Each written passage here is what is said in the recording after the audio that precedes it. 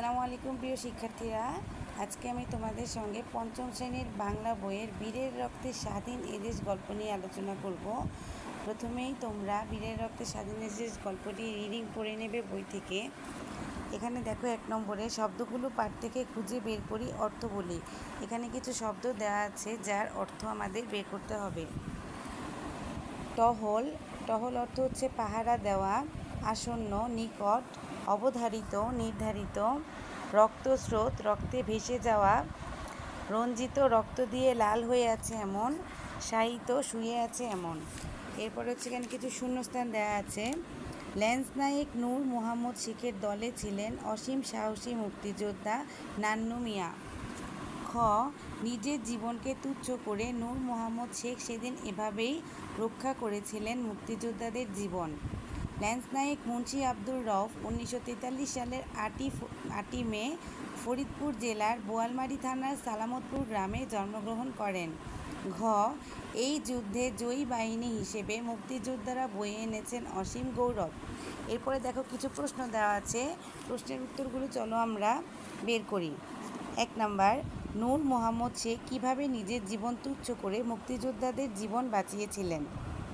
উত্তর, 1971 সালের 5ই সেপ্টেম্বরে যশোরের গোয়ালহাটি গ্রামে টহল দিচ্ছিলেন 5 জন মুক্তিযোদ্ধা। এদের নেতৃত্ব দিচ্ছিলেন নূর মোহাম্মদ। এক সময় চারদিক পাকিস্তানি সৈন্যরা ঘিরে ফেললে নূর মোহাম্মদ সবাইকে পিছু হটতে বললেন। বীরের মতো যুদ্ধ করতে করতে শহীদ হন। এভাবেই নিজের জীবন তুচ্ছ করে মুক্তিযোদ্ধাদের জীবন বাঁচিয়েছিলেন। 2, ল্যান্সনায়েক মুন্সি আব্দুর রউফের যুদ্ধের ঘটনাটি লিখি। ল্যান্সনায়েক মুন্সি আব্দুর রউফ ছিলেন ইস্ট বেঙ্গল রেজিমেন্টের সৈনিক। 1971 সালের 8ই এপ্রিল শত্রুদের মোকাবেলা করতে করতে তিনি বুড়িঘাট এলাকার চিংড়ি খালের 2 পাশে অবস্থান নেন। শুরু হয় তুমুল যুদ্ধ।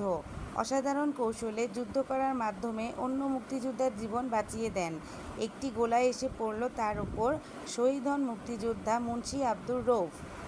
বীরশ্রেষ্ঠ রুহুল আমিন কিভাবে শহীদ হয়েছিলেন? পাকিস্তানি হানাদার বাহিনী 1971 সালের ডিসেম্বরের 10 তারিখ মুক্তিযোদ্ধাদের নৌজাহাজ দখল করে খুলনার দিকে যাচ্ছিল। রুহুল আমিন ছিলেন জাহাজে। জাহাজ খুলনা শিপইয়ার্ডের কাছে আসতেই বিমান থেকে বোমা ফেলে জাহাজে। বোমার আঘাতে তার হাত উড়ে যায়। সাঁতরে তীরে আসলে রাজাকাররা তাকে নির্মমভাবে হত্যা করে। এরপরে 4 নম্বর প্রশ্ন,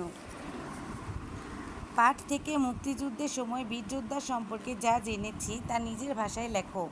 গল্প থেকে মুক্তিযুদ্ধের সময় বীরযোদ্ধাদের বীরত্ব, দেশপ্রেম ও আত্মত্যাগ সম্পর্কে অনেক কিছু জেনেছি।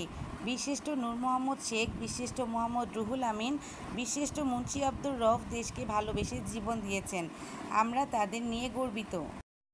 এরপরে দেখো 4 নংয়ে আছে বিপরীত শব্দ লিখি এবং তা দিয়ে একটি করে বাক্য লিখি।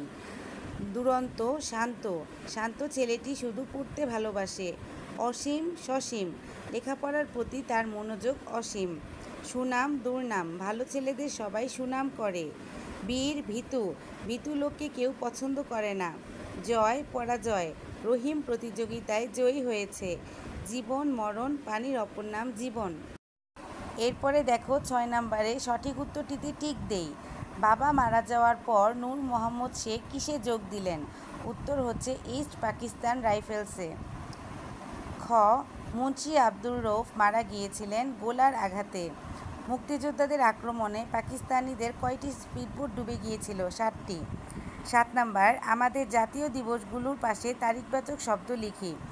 শহীদ দিবস 21শে ফেব্রুয়ারি, স্বাধীনতা দিবস 26শে মার্চ, বাংলা নববর্ষ 1লা বৈশাখ, শহীদ বুদ্ধিজীবী দিবস 14ই ডিসেম্বর, বিজয় দিবস 16ই ডিসেম্বর।